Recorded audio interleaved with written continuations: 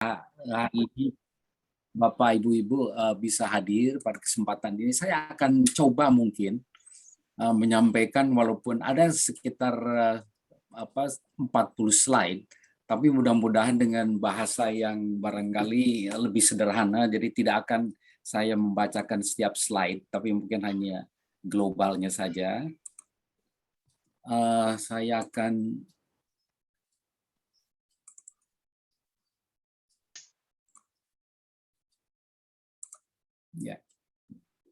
share.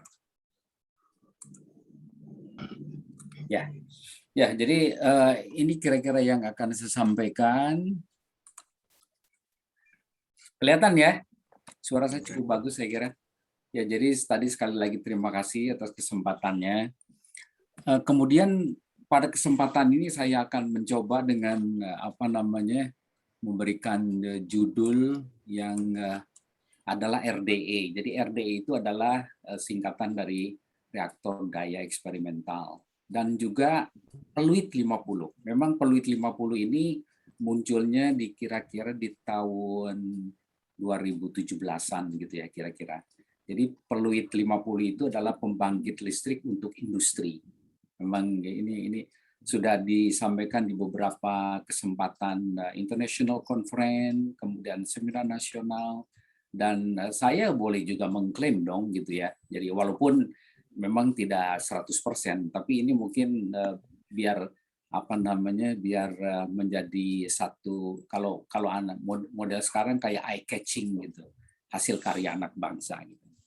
Ya, bagaimana kira-kira sejarah kok bisa timbul gitu ya, bahwa istilahnya tuh RDE pertama kali memang RDE muncul, kira-kira seperti apa. Jadi kita pada waktu setelah kepemimpinan dari Pak waktu itu almarhum Pak Hudi, kemudian juga Pak Anggraipto, kemudian Pak Aang gitu ya. Jadi saya bisa mengatakan bahwa bukan pembangunan ya, dalam hal ini adalah topik tentang PLTN itu bisa dikatakan zonk gitu ya. Waktu itu kan mungkin Bapak Ibu sekalian masih ingat di tahun 2007 pada waktu Menteri Kusmayanto Kadiman, dan kebetulan waktu itu juga almarhum Pak Hudi ada di di Jepara. Mereka sampai di demo, kemudian dilempari dengan itu, dan dari situ kemudian suara PLTN itu hilang gitu ya. Tidak ada sama sekali. Walaupun mungkin Bapak Ibu masih ingat dulu ada energi biru pada waktu zamannya SBY, tapi relatively cerita PLTN itu nggak pernah ada. Tapi kita harus akui, alhamdulillah bahwa di zaman 2007-2012 gitu ya, sepengetahuan saya karena saya baru terlibat di waktu itu sebagai kepala Pedin, ya memang diseminasi efek nuklir non energi memang cukup bagus, banyak kegiatan Kalimantan, Bali, Madura, Sumatera, dan lain sebagainya. Kemudian kita memang cukup berbangga, jadi bahwa kita WTP 10 kali, ya ini tentu juga yang jelas bahwa peranan waktu itu Sestama Pak Nur, kemudian para kepala pusat, diantaranya di sini mungkin ada Bu Rena, kemudian saya kira Pak Alan juga waktu itu kepala BU kan. Jadi memang ini punya kekuatan gitu ya, punya kekuatan bahwa karena memang sepengetahuan kami pada waktu menjadi Sestama, hal-hal semacam ini menjadi sebuah prasyarat gitu untuk kita misalkan mengajukan program baru atau begitu ya. Kemudian Bappenas tahu pasti bahwa memang mereka membuat Undang-Undang Nomor 17 Tahun 2007 yang mengatakan bahwa rencana pembangunan jangka panjang dan menengah gitu ya. Mereka tahu pasti dan yakin bahwa 2015-2019 itu PLTN harus sudah berdiri pada saat itu gitu. Jadi undang-undangnya mengatakan dengan pertimbangan yang sangat kuat.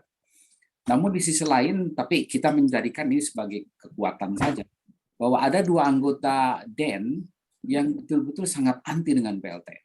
Yang pertama adalah Rinaldi Dalimi, beliau adalah mantan dekan di UI, dan kemudian yang satu lagi adalah Sonny Kraft, mantan Menteri Lingkungan. Mereka betul-betul dimanapun mereka, kapanpun mereka kita berkumpul, selalu mengatakan bahwa kita tidak perlu PLTN. PLTN itu kita bangun nantilah 100 tahun lagi. Jadi selalu vokal mereka itu. Jadi sulit gitu ya. Ternyata memang belakangan tahu bahwa mereka memang didukung oleh politik tertentu ya. Nah, kemudian di hal yang lain bahwa kita punya kekuatan. Jadi kekuatan bahwa telah ditetapkan calon tapak PLTN Bangka Barat, Bangka Selatan yang dilaksanakan kegiatan 2011-2013. Jadi terus terang memang ini juga menjadi apa ya? Mungkin menjadi beban juga bagi Bappenas gitu. Di satu sisi mereka membuat undang-undang atas prakarsa mereka yang Undang-Undang 7 tadi nomor 17 2007. Di sisi lain sampai sejauh itu dari sejak karena ini muncul di 2010 kegiatan ini. Di samping itu pada saat itu tentang masalah tapak juga belum ada. Akhirnya memang seingat saya pada waktu zamannya Pak Hudi, Kepala Batan dipanggil oleh Kepala Bappenas dan mereka diminta untuk membuat kegiatan ini. Jadi kalau nggak salah di kegiatan ini sudah 3 tahun.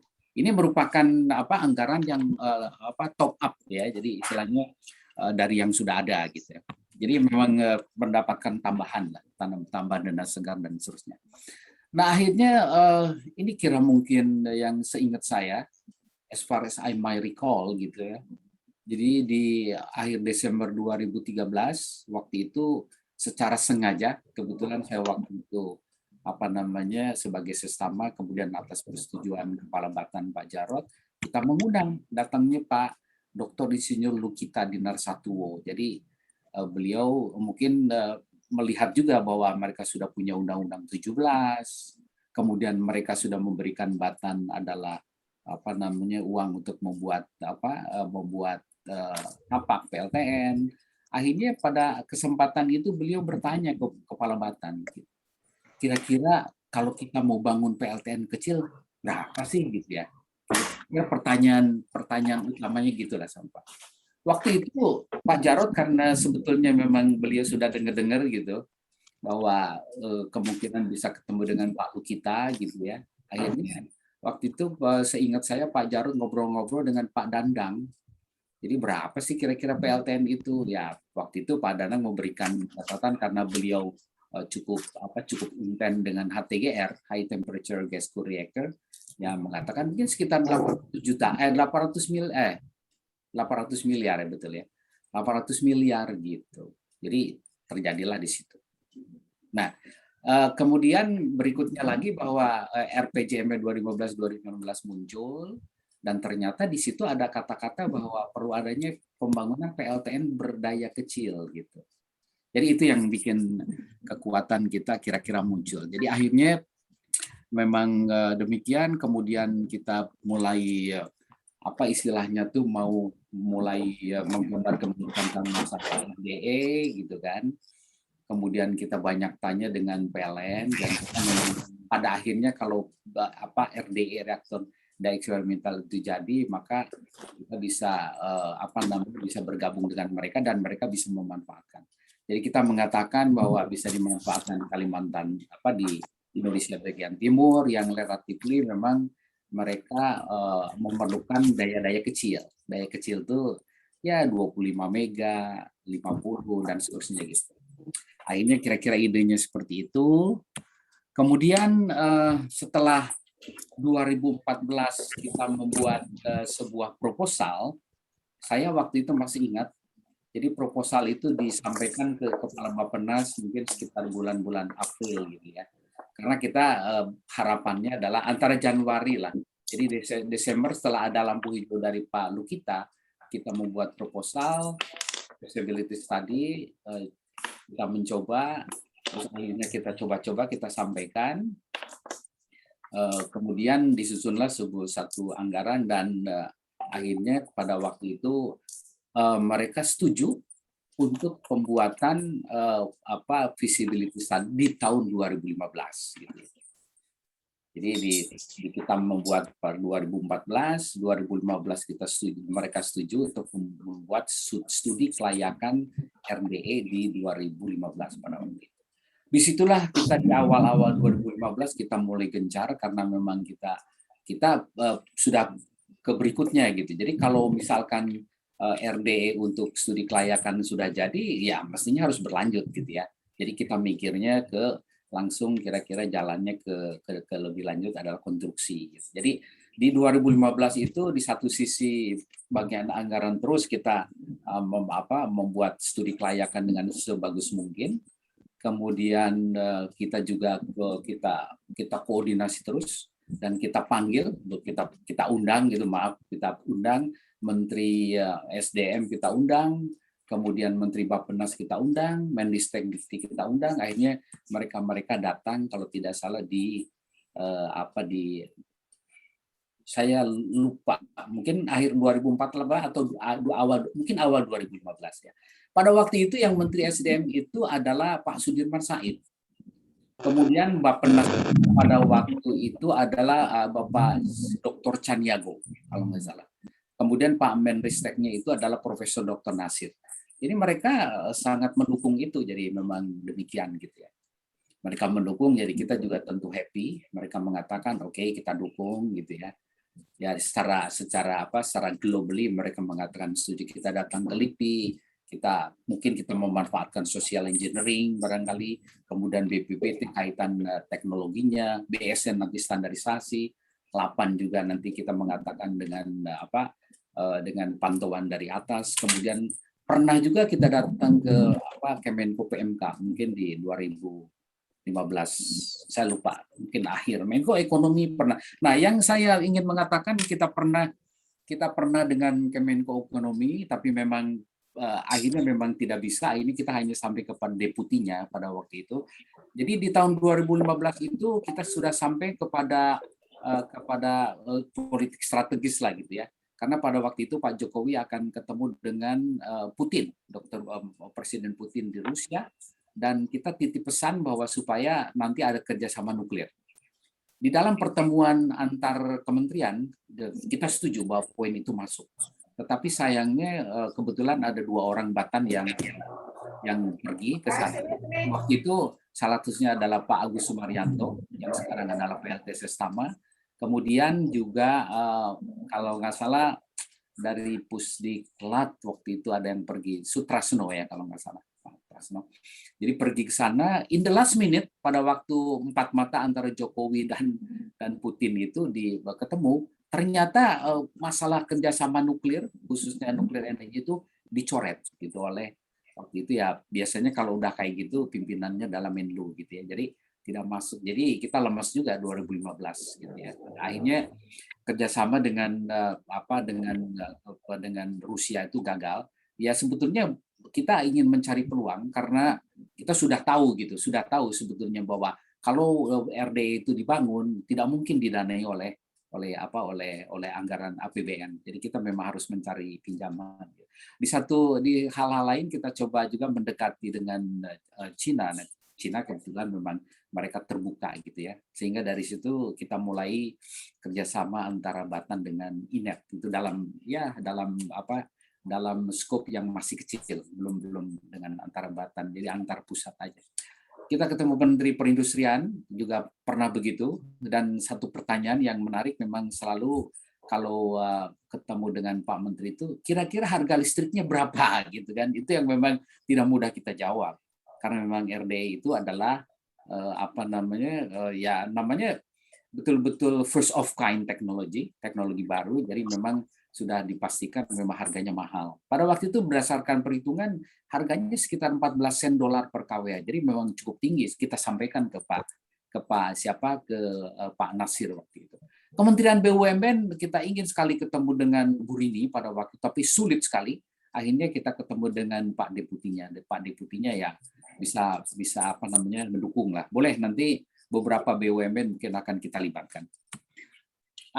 Akhirnya memang di tahun 2015 kita dapat dana kalau tidak salah 50 miliar dari Bappenas. Kemudian kita membuat lelang terbuka. Kemudian waktu itu paling tidak ada 3 perusahaan besar yang terlibat. Kemudian akhirnya dimenangkan oleh BUMN, tapi saya lupa namanya Sukopindo, tapi rasanya bukan itu. Tapi yang jelas memang mereka kerjasama PT itu kemudian membentuk sebuah konsorsium. Jadi konsorsiumnya tuh yang pertama jadi menjadikan namanya PT Renuko, jadi gabungan swasta nasional dan Nukem. Jadi Renuko juga mereka termasuk kurang yakin ya karena ini kan masalah nuklir. Jadi akhirnya memang mau tidak mau memang mereka konsorsium yang menang itu memang sebelumnya perlu kerjasama dengan Nukem waktu itu. Dan tujuannya yaitu tadi ada desain lingkungan, desain tapak, network gateway dan seterusnya, termasuk gitu yang kita ingin lihat adalah estimasi harga RD. Gitu kan. Nah kemudian akhirnya harga RDE keluar dari mereka di tahun akhir 15, tapi ini adalah kegiatan-kegiatan RDE ternyata juga tidak mudah pada waktu meyakinkan terutama Pak Sofyan Jalil ya pada waktu itu. Karena Pak Sofyan Jalil seingat saya diangkat di bulan Oktober 2014 pada waktu itu. Jadi pada prinsipnya beliau setuju gitu dengan RDE dibangun. Walaupun memang benar Pak Sofyan juga mendapatkan info gitu, pertanyaan mengenai masalah dayanya kecil dan lain sebagainya. Nah, kami pada waktu itu berprinsip karena kita menyadari bahwa perizinan memang bukan sesuatu yang katakan yang mudah gitu. Sehingga kita pikir ya udah kalau gitu RD-nya kita bangun aja di Serpong gitu. Nah, kemudian kita survei lagi di Serpong karena Serpong juga daerahnya terbatas, kemudian kapasitas airnya juga terbatas, bagaimana nanti masalah pendinginan dan lain sebagainya. Sehingga kita sampai pada kesimpulan maksimal yang bisa kita bangun RDE itu di Serpong itu kurang lebih sekitar daya 15 megawatt. Kita sampaikan ke Pak Nasir kalau memang Bapak mau daya besar, memang kira-kira 15 megawatt kita bangun. Kita ketemu dengan Ibu Wali Kota yang Tangerang Selatan yang cantik gitu ya. Kemudian beliau juga menanyakan, Pak Jarod, ini gimana nih listriknya nanti? Ya kita bisa mengalirkan mungkin untuk 1000 rumah lah gitu dengan 450 kilowatt dan dengan 450 watt. Jadi pada dasarnya dari pemerintah Kota Selatan juga sudah setuju. Namun pada waktu kita ketemu dengan Pak Sofyan, beliau ternyata juga tidak diam. Beliau mencari tahu bagaimana tentang masalah lingkungan. Ternyata beliau mendapatkan info bahwa perumahan-perumahan yang di BSD mereka protes gitu ya. Katanya diskusi bahwa RDE itu adalah membahayakan. Jadi kita akhirnya ketemu dengan managing director-nya, kemudian kita terangkan dengan surat dan lain sebagainya. Akhirnya mereka mengatakan tidak ada masalah, kita setuju manajemen BSD. Jadi kita sudah bagus, kemudian kita ceritakan lagi ke Pak Sofyan Jalil bahwa lingkungan sudah oke. Jadi itu dalam proses. Nah, di tengah kira-kira di tahun 2015 berjalan, memang kita sudah istilahnya tuh sudah mulai mendapatkan bocoran gitu dari Nukem itu kira-kira harganya berapa gitu. Karena terus terang memang kita kan belum pengalaman bagaimana menghitung harga reaktor gitu ya. Apalagi reaktor RDE adalah reaktor yang dengan memakai teknologi baru generasi 4. Dan tentu ini pengalaman yang sangat baru bagi kita dan kita ibaratnya masih meraba-raba terutama berkaitan dengan harga. Tidak mudah mendapatkan acuan untuk membuat harga itu berapa dan akhirnya karena itu sudah dimasukkan ke dalam salah satu spek bahwa perusahaan di 2015 adalah tentang masalah harga. Akhirnya keluarlah harga itu yang harganya sekitar 4 triliun dan pada saat yang bersamaan kita juga terus berkomunikasi dengan Bapeten karena memang tidak mudah pasti dalam masalah perizinan ini. Jadi cukup jelimet sehingga di 2015 kita sudah mulai terus berjuang, sering ketemu paling tidak bisa sebulan sekali ketemu dengan Bapeten dalam rangka untuk istilahnya meyakinkan mereka karena DRD adalah reaktor baru dan mereka pun juga istilahnya tuh bisa dikatakan memang termasuk satu kejutan gitu. Di satu sisi mungkin mereka senang karena mereka mengurus perizinan PLTN, tapi di sisi lain mungkin ini menjadi beban baru karena memang banyak persiapan yang harus dilakukan oleh mereka dalam rangka untuk melicinkan atau bukan mempermudah ya, supaya ini semuanya lancar gitu. Karena istilahnya tuh dari atas sudah pada setuju RD itu oke gitu ya.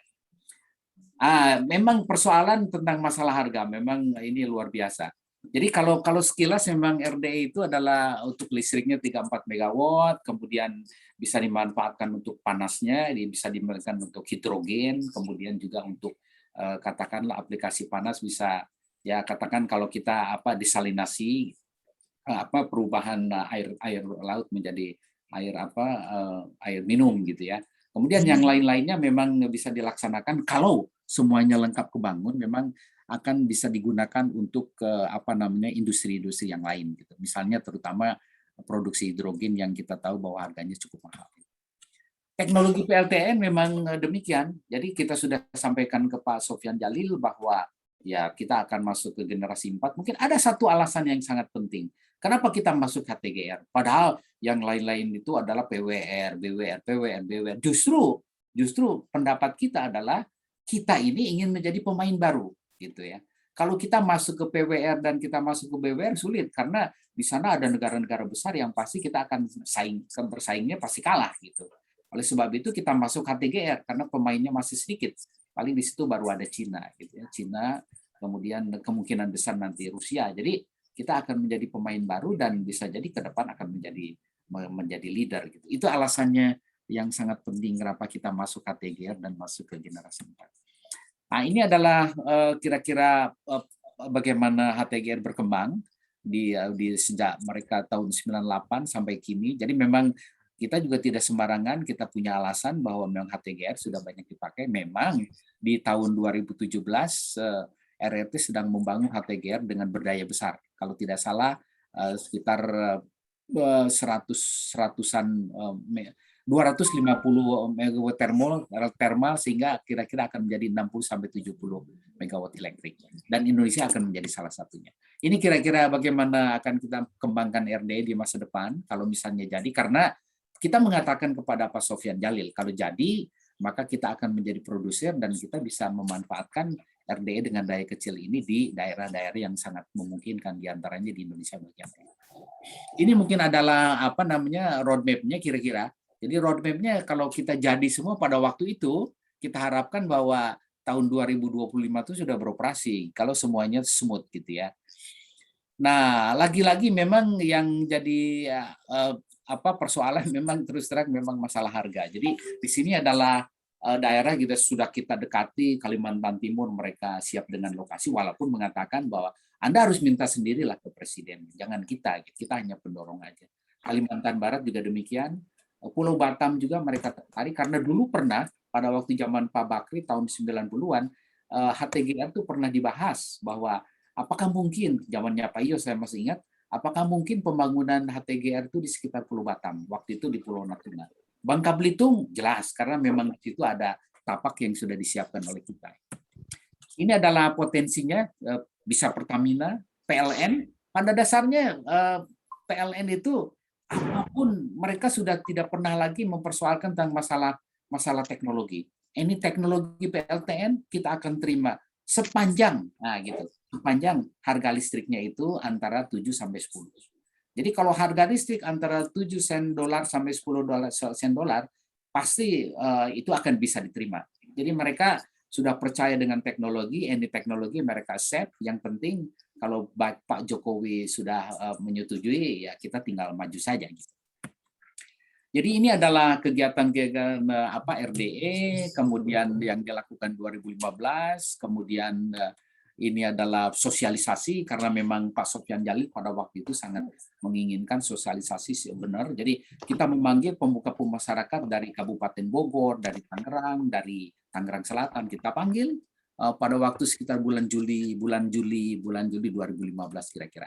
Kemudian kita juga sosialisasi kepada pegawai LIPI, BPPT, Sarpeda, dan kenapa mereka itu karena memang rumor bahwa Batan akan membangun RDE kemudian membahayakan itu sudah sampai kemana-mana gitu. Jadi kita tidak tanggung-tanggung, panggil saja mereka LIPI, BPPT, Pusdik, Sarpeda, mereka saya lupa waktu itu yang kita panggil setidaknya mungkin eselon 4 dan seperti itulah, atau fungsional yang cukup tinggi paling tidak di Madya. Jadi mereka panggil semua, kita diskusi, kemudian kita juga pimpinan yang seperti tadi disampaikan, jadi kita ketemu dengan pimpinan LPNK, BPPT, LIPI, BIGI semua kita datengin, kemudian sosialisasi pemerintah daerah juga begitu yang tadi saya katakan, kemudian ternyata secara kualitatif mereka setuju. Ini adalah persepsi masyarakat rata-rata mereka ya paling rendah 69% mereka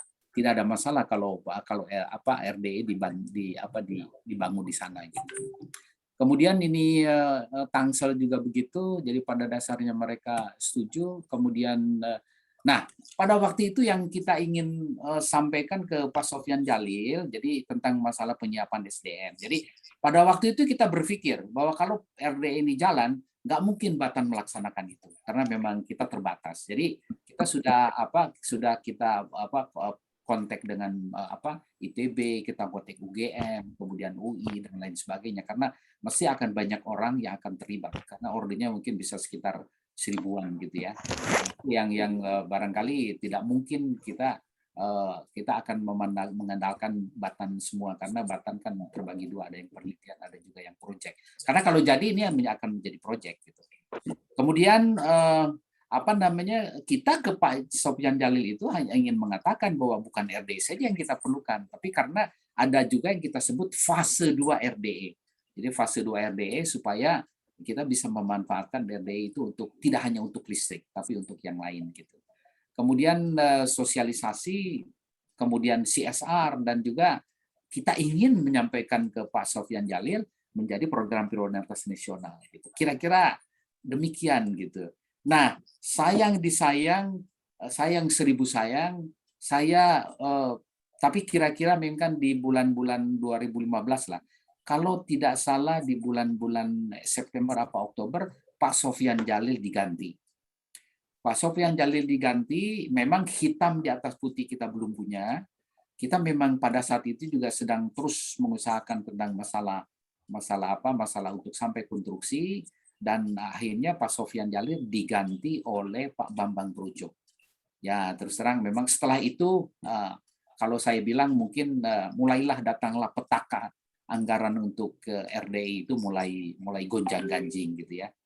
Jadi saya mendengar juga bahwa di dalam sendiri sudah mulai tidak solid, antar deputi ada yang setuju, ada yang tidak gitu kan. Jadi ada beberapa kita dalam pandangan kita mungkin ada 2 deputi yang setuju, tapi ada juga beberapa, karena setahu saya di sana ada beberapa, kalau tidak ada salah ada 5 deputi yang tidak setuju. Jadi ya memang pada akhirnya 2016 memang kita tidak jadi didukung RDI.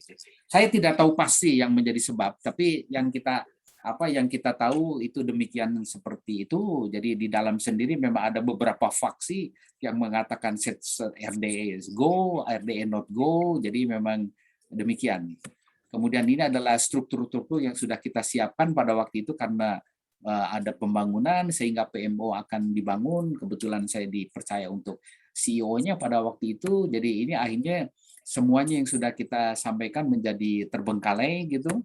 Kemudian yang jelas memang persiapan-persiapan yang sudah kita galang, yang mau ketemu dengan partai lah, kemudian macam-macam banyak ide-ide yang harus kita sampaikan di tahun 2016 kelihatannya memang sudah mulai menurun karena konstruksi memang ya istilahnya nggak jelas gitu. Di 2015 itu tidak jelas apakah 2016 kita berlangsung atau tidak. Tapi at the end pada waktu kira-kira bulan mungkin ya sekitar Agustus September kita sudah dipastikan bahwa kelihatannya konstruksi pembangunan RDI itu adalah gagal gitu. Di satu sisi memang pada saat itu karena kita belum pengalaman, saya nggak tahu apakah mungkin masalah harga bisa jadi gitu ya, mungkin. Pada waktu itu harga dari Rusia itu sekitar 4,2. Kemudian karena memang kita punya pengalaman, akhirnya kita mencoba menghitung sendiri dengan model yang mereka kita curi-curi gitu. 4,2 T, sehingga dengan semua kita memaksimalkan lokal konten, karena kita tahu kan kalau misalnya Nukem yang buat, ya paling tidak mereka akan membuat semuanya barat bisa semua maksimal mungkin dari luar negeri gitu. Tapi dengan kita membuat lokal konten semaksimal mungkin, akhirnya harga sampai pada sekitar 2 T, mungkin 2, sekian, saya lupa. Nah, itulah yang akhirnya kita ajukan pada waktu itu. Pada waktu itu kita ajukan di akhir-akhir ya, di akhir-akhir apa namanya, dengan harapan mungkin akhir-akhir 2015 lah. Tapi memang kelihatannya akhirnya memang sudah, waktu itu masih saya digantikan oleh Pak Suryantoro, kita masih terus kita berjuang dengan deputinya, tapi nampaknya memang sepertinya kita mencoba untuk masuk dengan ketemu dengan Pak Bambang Brojo, tapi tidak pernah bisa. Jadi ada satu apa namanya satu wall kita tidak masuk. Padahal RDE sendiri bisa lokal kontennya 42%. Bahkan kalau BUMN bisa mengatakan bisa 50%. Dan kita juga punya keyakinan bahwa RDE sudah direview oleh IAIA pada saat itu. Jadi kita semakin pede sebetulnya RDE itu adalah buatan kita dan cukup bisa dipercaya ya, karena tim dari IAIA sendiri mereka setuju ya. Barangkali mereka komentar ya, mereka komentar tapi mereka setuju dengan kemudian di RDE 2015 kita masih terus berjuang karena kenapa? Karena ternyata pada waktu 2015 itu kita sudah mendengar bahwa RDE itu akan apa istilahnya tuh akan tidak dapat disetujui dalam konstruksi, tetapi alhamdulillah di tahun 2016 kegiatan RDE masih ada, ya masih ada. Jadi ada dari Batan sedikit, ditambah lagi kita masih mendapatkan maksud kita kan tadinya ingin mendapatkan tambahan dana kalau konstruksinya jadi. Tapi 2016 dana RDE masih ada waktu itu. Kemudian kita juga kegiatan ristek yang ditawarkan oleh Kemenristek Dikti, kita juga dapat dari situ. Jadi kegiatan-kegiatan itu masih ada. Jadi 2016, 2017 kita masih ada, dan terakhir kalau tidak salah 2018 kita masih punya anggaran dari. Tapi itu adalah model-model seperti biasa, misalnya riset terapan yang ada kadang 200 juta, ada 300, 400, macam-macam. Tapi isunya tuh tetap seperti itu.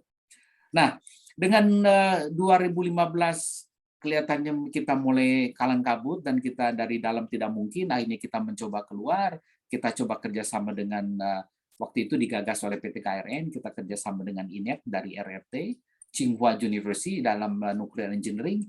Kemudian kita waktu itu bisa kerjasama dengan mereka, dan disitulah mulai timbul kita pengalaman ketemu Barata, Krakatau Steel, PLN gitu. Mereka mengatakan ya gimana kalau dayanya kita tambah aja dibesarkan gitu. Jadi di 2016 akhir mulai kita punya ide bahwa RDE kita scale up dengan daya yang lebih tinggi.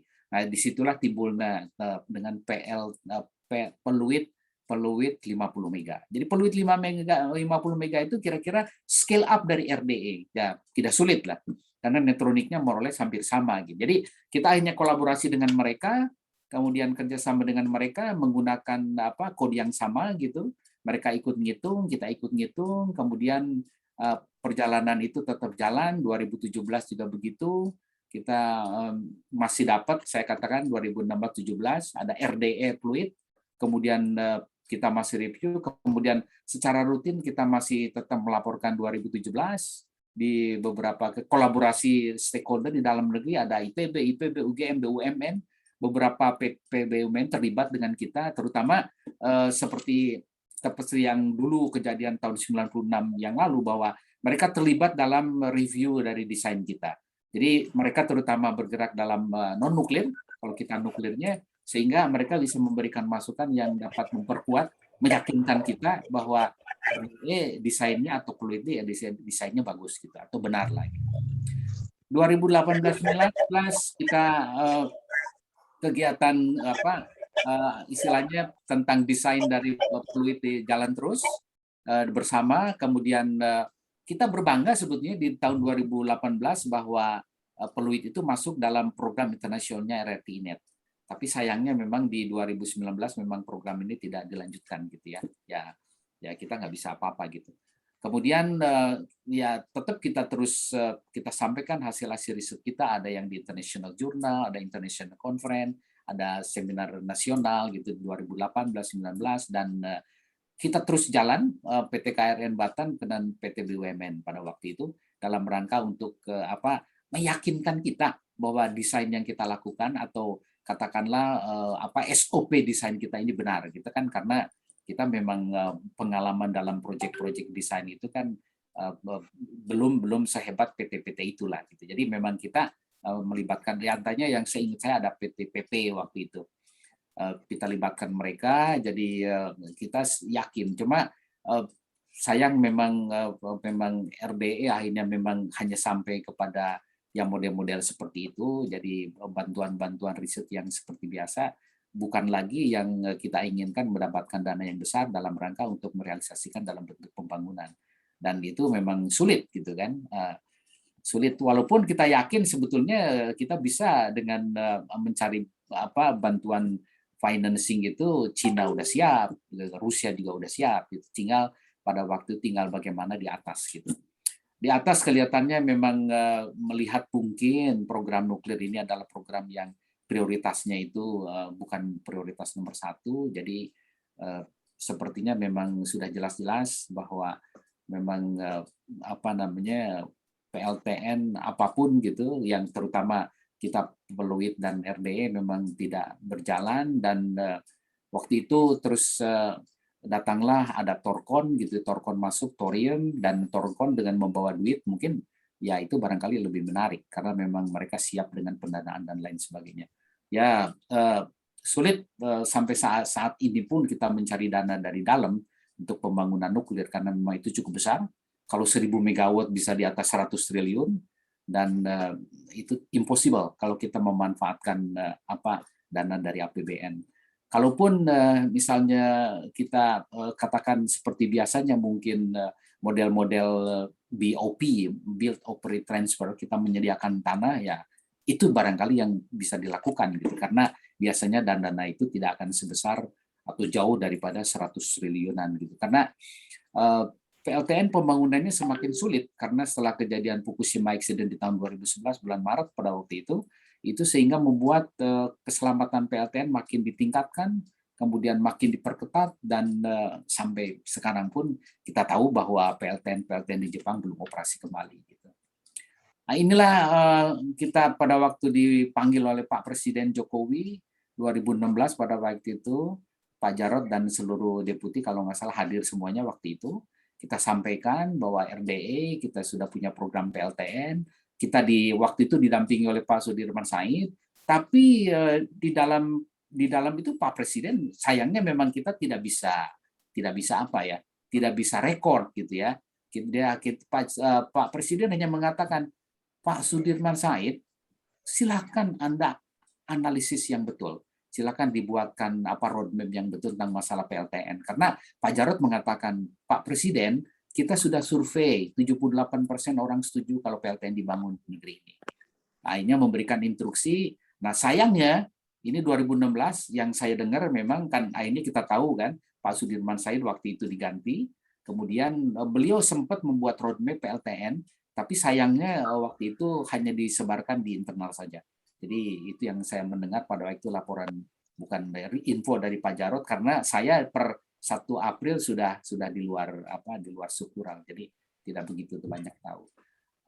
Pada waktu itu kita sampaikan juga BUMN. Jadi beliau memang sangat support sebetulnya PLTN ya.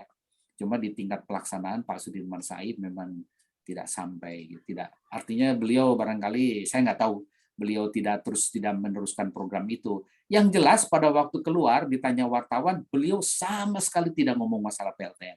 Jadi bisa jadi memang PLTN untuk SDM itu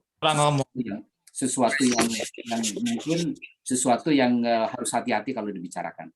Ini adalah kita berbangga pada waktu itu karena di Februari 2017.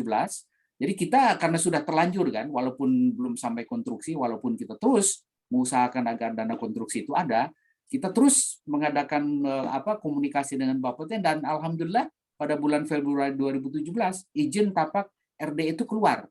Ini berbangga sekali, dan sayangnya memang tapak itu hanya berlaku sekitar 4,5 tahun gitu ya. Nah, ya ini sekarang sudah lewat kali ya. Jadi memang ya sudah habis lah 4,5 tahun ya, masih ada tapi percuma juga gitu karena memang dana konstruksi memang sudah dibatalkan gitu. Nah, ini adalah kegiatan-kegiatan fluid terutama di tahun 2018, jadi kerjasama antara kita dengan INET pada waktu itu. Jadi seperti yang saya katakan tadi, mereka tertarik dengan HTGR 100 MW. Kita antara 50 sampai 100 MW dan kita melakukan perhitungan bersama, terutama masalah termohidrolik, netronik, dan masalah safety. Jadi setahu saya ini adalah pertemuan yang rutin tahunan, kadang-kadang ketemu di RRT atas biaya mereka, kemudian mereka juga datang ke sini, kemudian melakukan transformasi hasil-hasil perhitungan. Ini adalah tim RDE pada waktu itu 2017 masih eksis memang, kita masih bersemangat gitu. Tapi karena 2017 masih ada dananya, tapi 2018 sudah praktis sama sekali, memang di Batan pun sudah tidak ada sama sekali. Ini adalah kegiatannya. Kemudian ini adalah terakhir ke pertemuan konferensi di RRT 5-10 2018 yang seperti tadi ini pada waktu opening ceremony. Ya, demikian Pak Alan, apa yang saya sampaikan. Saya akan siap untuk bila banyak pertanyaan yang disampaikan ataupun mungkin saya terus terang harus dengan organisasi Batan sekarang saya tidak terlalu banyak tahu gitu. Tapi yang jelas memang kalau dilihat namanya tuh sekarang organisasi riset gitu kan, teknologi nuklir. Jadi memang kita tuh masalah riset saja gitu. Dulu pun kita pada waktu pembangunan PLTN, jadi selalu disebutkan bahwa pembangunan PLTN itu harusnya idenya tuh datang dari SDM gitu ya. Tapi dari SDM kita dengan berbagai cara tidak pernah keluar kata pembangunan PLTN. Jadi memang artinya yang memang seharusnya membangun PLTN pun mereka ya tidak mau untuk membangun PLTN karena yang dia persiapkan ya ada solar cell, ada geothermal gitu. Jadi mungkin PLTN belum masuk dalam prioritas mereka. Walaupun memang kita sekarang punya harapan gitu ya. Yang saya dengar dari Pak Joko, orang PLN yang sekarang mungkin GM-nya, beliau mengatakan bahwa sekarang tidak ada lagi pembangunan PLTU. Tapi sayangnya kan mereka punya lifetime sekitar 30. Jadi mungkin mereka baru benar-benar habis PLTN itu ya di tahun 30-an. Tapi tidak ada lagi proyek baru PLTN mulai saat ini. Sebenarnya ini adalah satu tantangan baru gitu ya. Tapi bagaimana nanti ke depan, ya memang tergantung kepada satu mungkin ORTN dan juga tergantung bagaimana mereka bisa mendekati SDM. Ya, Pak Alan, itu yang bisa saya sampaikan kesempatan presentasi pada pagi hari ini. Assalamualaikum warahmatullahi wabarakatuh.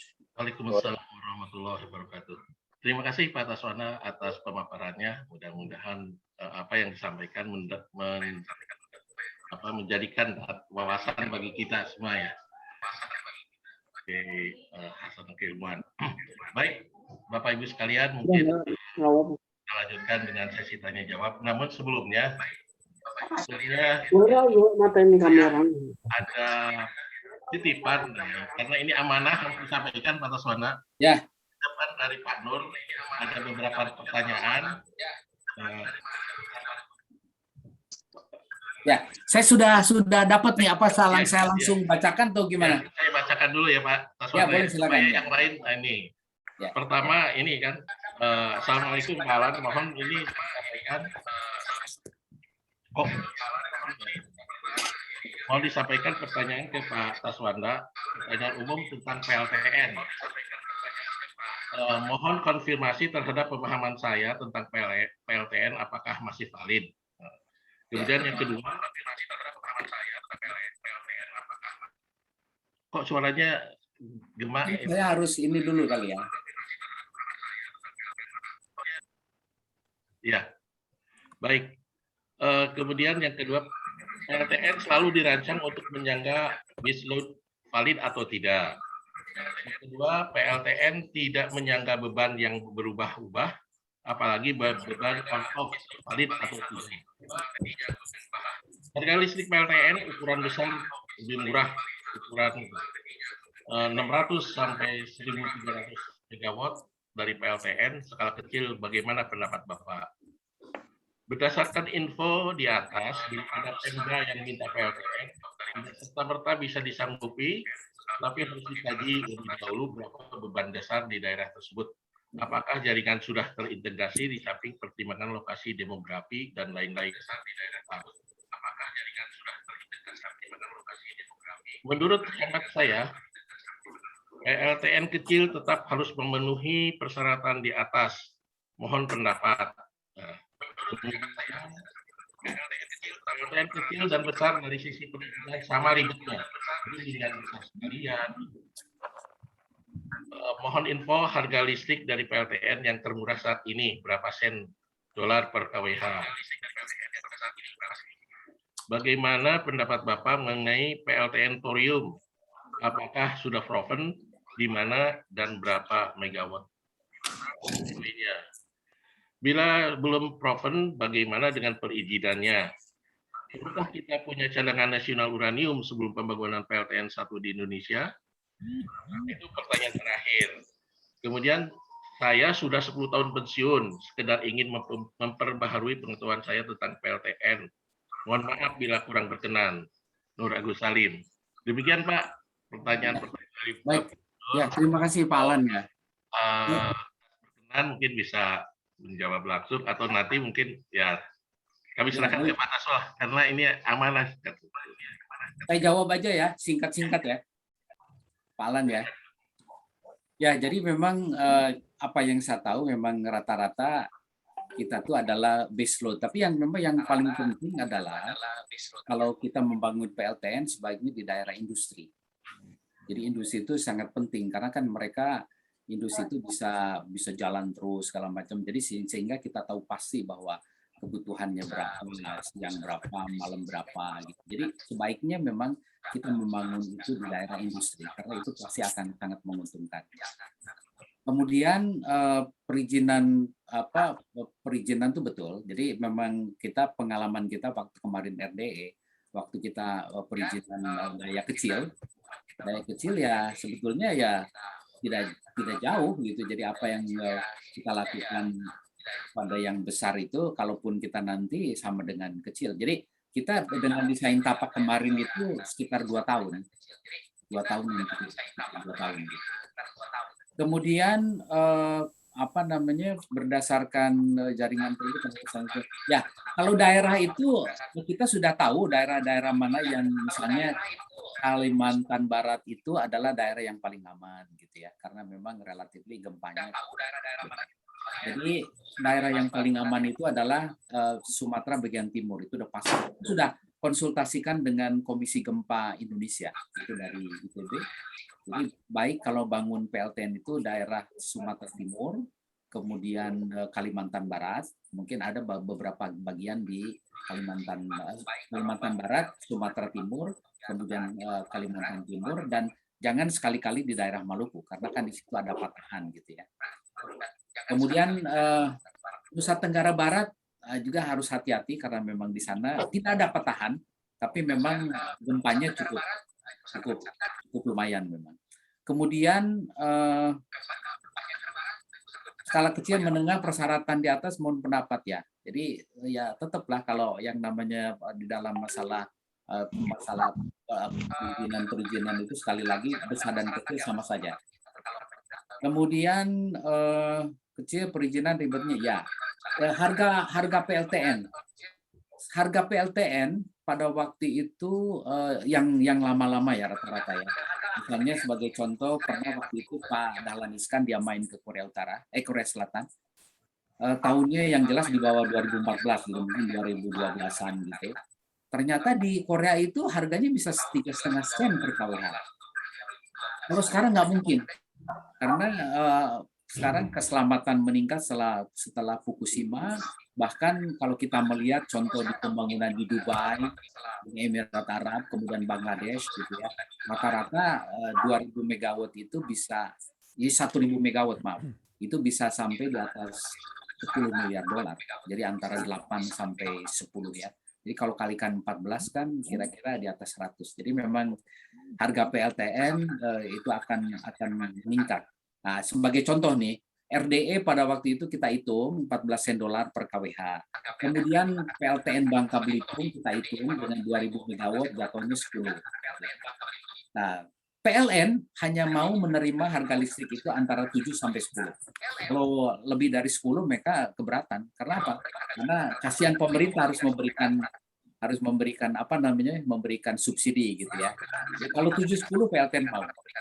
Kemudian thorium, kita pernah memanggil thorium di tahun ahli dari IAEA 2014 kita pernah panggil 2014. Jadi thorium itu memang merupakan sesuatu yang terus dikaji gitu di mana-mana. Beda dengan apa katakan dengan TGR ya. Kalau thorium itu masih dikaji di mana-mana. Tapi saya berpendapat kalau misalkan perizinan itu memang bisa dirubah, itu kan Perpres tuh. Di Perpres itu mengatakan bahwa harus ada contoh di negara pembuat. Jadi kalau misalkan katakan nanti thoriumnya sekaligus di sini sebagai contoh, ya bisa-bisa saja. Tapi mungkin peraturan PP nomor 2 2014 itu harus diganti dulu. Jadi menurut saya apa namanya perizinan itu yakin bisa dirubah. Jadi bagaimana thorium teknologinya ya Pak waktu itu Pak Yusuf bukan Pak Yusuf ya siapa Pak Wakil Presiden Pak Yusuf Kala karena pernah ditanya tentang masalah thorium jadi betul-betul yang menanyakan ya sepanjang Batam setuju dengan thorium nggak ada masalah karena lampu hijaunya itu memang di Batam. Nah sekarang dengan ORTN nggak ngerti gimana tapi demikian pada dasarnya kalau Batam setuju dengan thorium itu ya thorium bisa jalan terus. Karena salah satu keuntungan pembangunan thorium kenapa? Karena mereka sudah membawa uang. Jadi uang bukan masalah bagi mereka. Yang saya dengar mereka sudah puluhan triliun dari Pak Bob ya sebagai CEO-nya thorium di Indonesia. Mereka mengatakan sudah membawa duit. Bahkan mereka dengan ITS, kemudian juga dengan beberapa perusahaan BUMN mereka sudah kerjasama. Kemudian pertanyaan lain adalah perlukah kita cadangan uranium sebelum bangun? Menurut saya tidak perlu. Karena setahu saya bahwa namanya apa istilahnya tuh keperluan dana untuk saya selalu ingat perkataannya Pak Bakri kalau kita hitung-hitungan dana untuk bahan bakar itu kurang dari 5% dari seluruh operasional jadi kecil sebetulnya.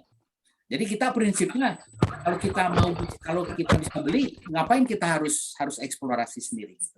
Jadi itu biarkan aja itu untuk anak cucu kita 10, 20, 30, 40 tahun mendatang. Kira-kira itu Pak Alan jawaban singkat dari saya. Terima kasih.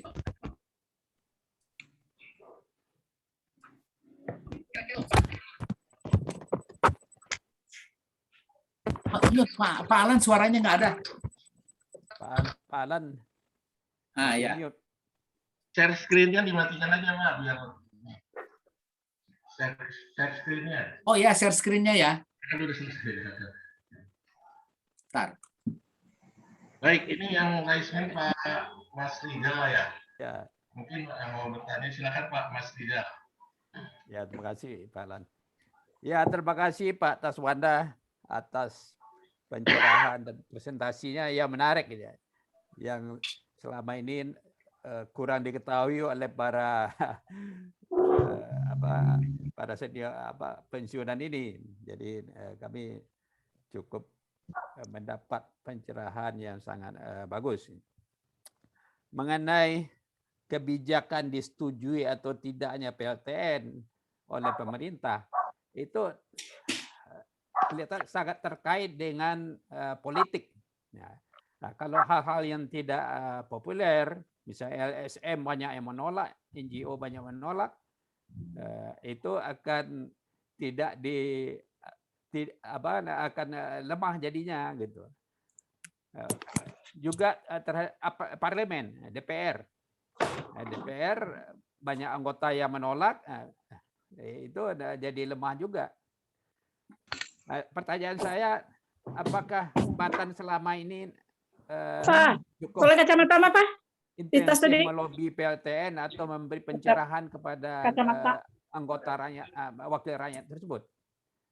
Demikian Pak Taswanda pertanyaan dari saya. Terima kasih. Ya, artinya memang kita waktu itu yang setahu saya pernah beberapa kali ya. Jadi kita selalu sampaikan kepada mereka. Jadi ada satu bahwa kita di dalam anggaran tiap tahun kita selalu kita memfasilitasi mereka kalau misalkan mereka tuh ingin ketemu dengan sebagai contoh katakan bisa jadi antara 11 sampai 2 setahu saya ya. Mungkin Pak Mas Rizal juga barangkali tahu. Jadi kita tuh selalu setiap lembaga tuh punya ada pos gitu ya. Kita mungkin paling tidak ada 10 apa 11 kita punya pos di mana mereka itu kalau ingin ketemu dengan konstituen kita masukkan di situ ada sosialisasi gitu ya. Jadi sosialisasinya yaitu sosialisasi nuklir energi sama non energi kita masukkan di situ dalam rangka untuk mereka juga ikut memperkenalkan PLTN ya. Itu satu.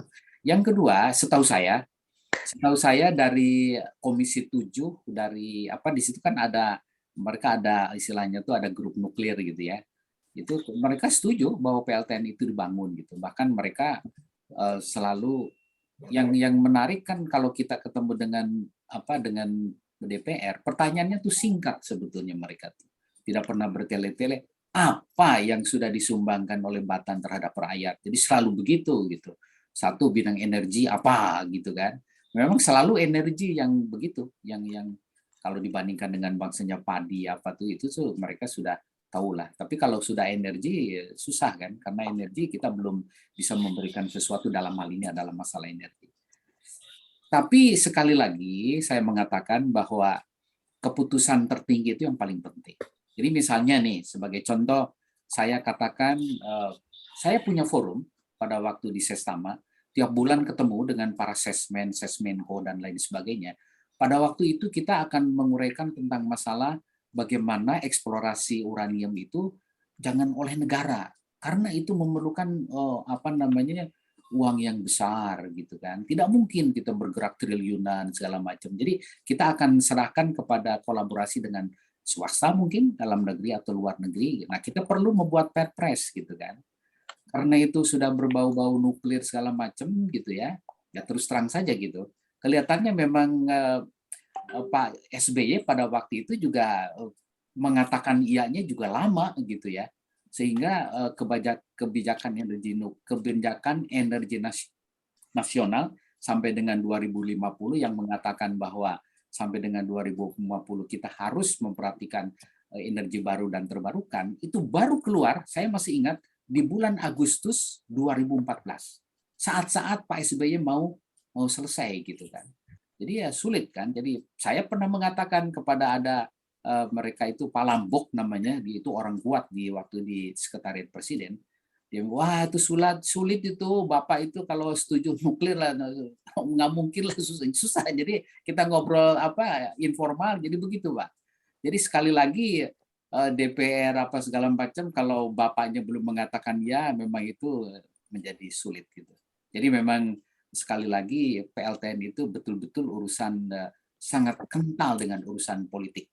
Saya kalau di mana-mana punya kesempatan ditanya orang di luar negeri selalu begitu. Jadi memang dan dari sejarah juga begitu. Rata-rata kalau kita lihat Korea Selatan juga begitu tahun 70-an. Bagaimana negara-negara yang lain demikian. Jadi memang kekuatan kekuatan politik memang harus datang dari sebagai tertinggi. Jadi kalau hanya DPR saja belum cukup. Itu Pak Mas Rizal jawaban saya. Terima kasih Pak Tas. Pertanyaan dari anggota DPR tadi, apa sumbangan bidang energi nuklir terhadap negara? Jadi memang saya dibalik Pak. Setuju PLTN itu sumbangan besar buat negara gitu. Ya betul, memang kita setuju. Tapi kan betul. Tapi kan sebetulnya yang mengajukan anggaran tuh tetap kan dari eksekutif Pak. Iya kan? Kalau eksekutifnya enggak ya susah juga. Jadi kalau DPR itu juga sangat dipengaruhi oleh anggota DEN. Itu jadi sementara Pak Presiden itu juga mendengar dari DEN dan 2 orang itu setahu saya orang anggota DEN itu ada 9 dan 2 orang itu sangat kuat. karena dia nyantolnya dengan kekuasaan gitu ya. Iya, iya. Jadi yang setahu saya ya Pak Nur Dalimi itu kan makanya dia kan 2 periode beliau dari 2000 dulu Pak Hudi almarhum sering berantem tuh dengan saya pun juga dengan Pak Dalimi juga begitu gitu kalau udah ketemu ya rame aja gitu kan karena beliau mengatakan udahlah PLTN lupakan aja kita mau visi aja apalagi Pak Sony Craft gitu. Iyalah udahlah Pak nanti PLTN mah 100 tahun lagi gitu. Itu di forum Pak jadi susah gitu kan. Jadi memang jadi sangat kental memang politik. Jadi politiknya akan ada dengan eksekutif. Jadi ya begitulah kira-kira yang terjadi begitu. Ya, Jadi, baik, terima kasih Pak Tas. Ya, oke. Terima kasih. Baik, Bapak Ibu sekalian, mungkin ada yang masih ingin didiskusikan, masih ada waktu sekitar 5 menit lagi. Monggo silakan. Halo, Pak. Ya, Pak Bu Rena, monggo. Bu Ya, Rena. silakan, Bu Rena. selamat siang, Bapak Ya, Tas. selamat siang. Saya hanya mau nanya, kan sekarang banyak yang pengertian kita bahwa RDE ini desain anak bangsa, desain teman-teman Batan. Sampai sejauh mana sih desainnya? Ibarat kita mau bikin baju, kan harus bikin pola. Apakah sampai polanya itu ukuran pinggangnya sekian dan sebagainya, peruntukan engineering desain lah. Apa hanya desain apa yang merupakan karya anak bangsa itu? Ya, oke, terima kasih Bu Rena ya. Jadi waktu itu memang pada waktu kita propose pertama kali dengan Pak Sofyan Jalil, dia mengatakan kan memang kita juga buka-buka gitu ya, buka-buka, tanya-tanya sama orang perindustrian segala macam gitu ya. Jadi memang ternyata kan para pejabat itu paling suka dengan lokal konten, apapun gitu, apalagi kalau misalkan lokal kontennya tuh tinggi. Ya, sebelum itu kan memang kita mencoba-coba tuh. Kita minta Pak Yaryanto. Pak Yaryanto coba deh dilihat-lihat kira-kira dari mechanical, electrical dan lain sebagainya itu kira-kira berapa persen kita desain sampai ke detail sampai di mana. Jadi ternyata Pak Yaryanto itu mengatakan sekitar 41% minimal gitu kan. Saya terus terang memang belum puas waktu itu. Karena kita waktu itu mau ketemu lagi dengan Pak Sofyan Jalil. Terus saya ketemu lagi dengan beberapa orang dari waktu namanya Pak Lukman dari PT Barata. Kemudian kita ngomong lagi gitu. Jadi Pak Lukman kira-kira apakah Bapak membangun PLTN kan kita bagi dua nih Pak, ada nuklir iron sama non-nuklir. Kalau soal nuklir itu kita bisa. Nah cuma kan sayangnya gitu Bu. Jadi non-nuklir itu kan memang persentasinya kan nggak besar gitu kan. Persentasinya besar. Jadi Pak Lukman bilang ya kalau sampai saya yakin lah Pak, yang namanya batu bara itu hampir semuanya udah kita gitu ya. Tapi kalau PLTN menurut pengamatan saya bilang saya sudah ngitung Pak 41%. Memang porsi masih kecil di nuklir island Bu. Nah, jadi setelah dia bercerita-cerita gitu, dia mengatakan bahwa saya yakin kalau sekitar bangsa 50-60% itu bisa gitu. Nah, itulah modal itu yang kita bawa sama Pak Sofyan Jalil gitu kan. Ya Pak, kita berdasarkan teman-temannya gitu mungkin kalau 60% tuh bisa lah gitu ya, 50 sampai 60 gitu. Jadi sebetulnya memang ya terus terang memang Bu Rena memang sangat disayangkan Pak Sofyan Jalil tuh diganti gitu kan. Kita ya terus terang karena memang beliau setuju Pak Bu. Jadi setuju banget gitu. Jadi udah tertarik dulu memang di awal-awal mereka ada laporan dari yang lapor kan mereka Pak Menteri suka begitu kan, dia punya ada istilahnya tuh ada juga stafnya yang memang sengaja gitu ditebar ke publik gitu. Ya Pak Jarod, saya tuh diprotes nih sama orang di sekitar BSD itu katanya RDE ini membahayakan gitu, bener apa enggak nih? Ya kita kan diem aja gitu kan. Akhirnya oke lah Pak, kalau memang Bapak saya terusnya belum plong nih. Oke, kalau Bapak belum plong, kita akan coba lagi. Akhirnya saya buat surat, kemudian ketemu dengan managing director-nya gitu. Itu memang ya isu seperti. Tapi kita yakin, kita tahu pasti bahwa Batan di sini sudah sekian puluh tahun, nanti dibangun juga tidak akan jauh beda gitu kan. Jadi kita akan terimalah masalah itu. Terus kita sampaikan lagi Pak Sofyan Jalil, jadi oke gitu kan. Kira-kira itu Bu. Jadi memang terus terang tidak 100% tapi gitu ya kita mengatakan kepada Pak Sofyan Jalil begini, Pak Sofyan, saya bilang pembangunan RDE itu akan bertingkat. Kita sudah punya pola. Jadi sekarang oke lah, katakan antara 50%, gitu kan? Kan kita pasti akan berpengalaman nih. Nanti akan naik mungkin yang kedua barangkali sekitar 10 tahun kemudian kalau jalan mungkin 60, 70 sampai 75. Karena katakanlah Korea Selatan pun sampai sekarang mereka tuh maksimal 75 sampai 80. Jadi kalau misalnya pressure vessel apa segala macam mereka masih Korea udah bisa mereka, udah lama bisa. Tapi untuk supaya 90%. Jadi supaya global ekonominya bagus, hubungan luar negerinya bagus, mereka masih beli dari Jerman, Bu, gitu loh. Iya. Jadi memang demikian gitu. Berarti pertanyaan saya tuh, maaf Pak, ya, boleh. Pertanyaan saya tuh ke aspek desain ya, aspek desain detail, maksudnya detail engineering-nya, karena saya dulu pernah ikut penelitian untuk HTGR, High Temperature Gas Giron Reactor di Ohrai, di Cherry, Tokaimura.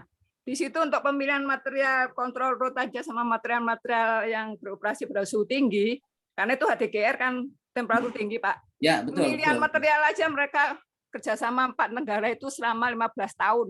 Ya. 15 tahun. Saya termasuk ikut meneliti mengenai ketahanan terhadap sifat mulur karena temperatur tinggi kan material itu cenderung untuk molor kan, memuai. Kemudian bagaimana corrosion resistennya begitu. Ya. Nah, yang saya tanyakan apakah di desainnya yang dibangun teman-teman di Serpong dan lain-lain itu apakah termasuk sampai detail sebegitu aspek material dan lain sebagainya, aspek neutronik, aspek termohidroliknya itu loh Pak yang saya tanyakan. Jadi, ya betul, terima kasih Bu Rena. Jadi memang kita terus terang memang belum sampai ke sangat detail itu ya. Jadi yang tadi saya katakan, jadi kalau misalkan non nuklir itu hanya 30% gitu ya Bu ya. Berarti kan yang 70% itu kan nuklir. Ya kan, mulai dari katakan dari core-nya, dari fuel-nya, gitu kan. Jadi memang itu porsinya tuh masih besar. Yang saya bayangkan ya, kita bisa terlibat banyak nanti di masalah basic design. Kemudian detail design dengan kita kolaborasi dengan katakanlah di BUMN kita bisa juga terlibat di situ. Tapi memang benar bahwa nanti di dalam bagaimana material segala macam, nah itu yang harus kita pilah-pilah. Mana yang bisa, mana yang enggak. Jadi pasti yang porsi 70 itu ya di dalam saya punya makalah disampaikan bahwa itu masih tetap harus kolaborasi dengan orang luar. Itu pasti. Tapi saya belum detail, Bu. Belum detail apa yang kita kolaborasikan. Tapi 70% nuklir itu masih sebagian, saya punya keyakinan sebagian kecil kita bisa, tapi sebagian besar kita masih perlu kolaborasi. Iyalah, itu bisa dimengerti. Ya, gitu. Itu Bu ya.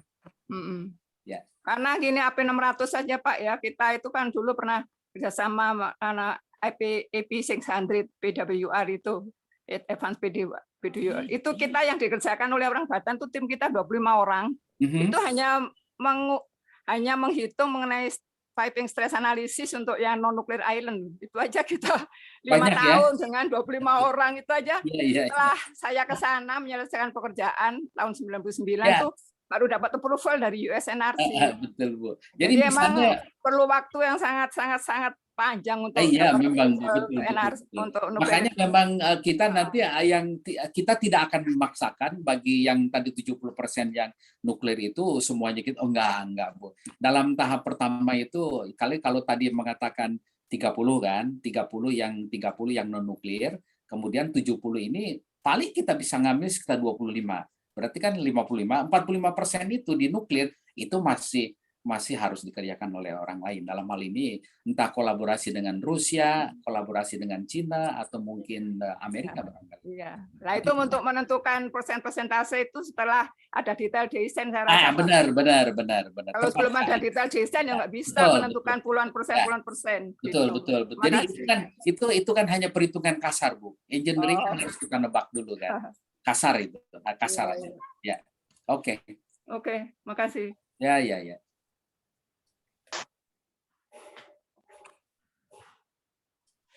Ada yang penasaran Bapak Ibu?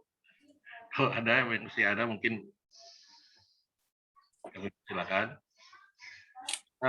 Bapak Ibu sekalian, sebagaimana biasa kalau waktu silaturahim bulanan itu kita selalu menggalang dana untuk keperluan organisasi yang digunakan untuk menyantuni para anggota yang kena musibah melalui konseling ya kalau waktu tatap muka itu.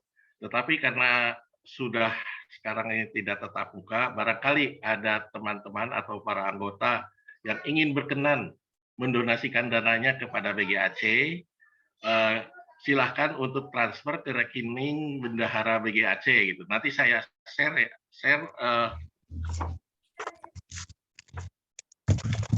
Oh, saya nggak bisa.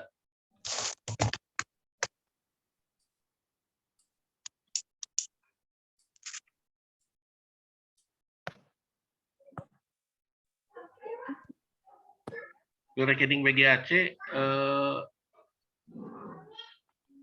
aduh, nggak bisa share ya.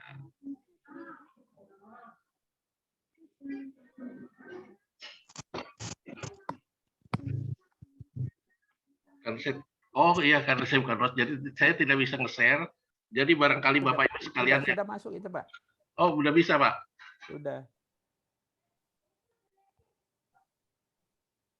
Filenya yang mana? Yang rekening BGAC di PDF. Iya, dibuka, Pak.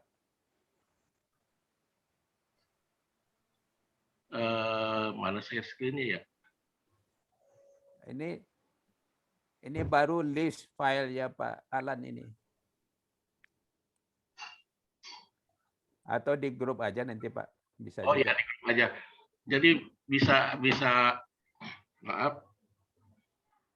bisa transfer ke rekening BGAC atas nama Bu Sinta Uli Simatupang, nomor rekening di Bank Mandiri, nomor rekening 157 00 0549 0850. Jadi sekali lagi bagi bapak-bapak, ibu-ibu yang berkenan untuk mendonasikan dananya bisa mentransfer ke rekening tersebut. Donasi Bapak Ibu sekalian itu akan digunakan untuk kegiatan-kegiatan organisasi, termasuk juga penyampaian uang duka, sumbangan sosial bagi anggota yang mendapat musibah.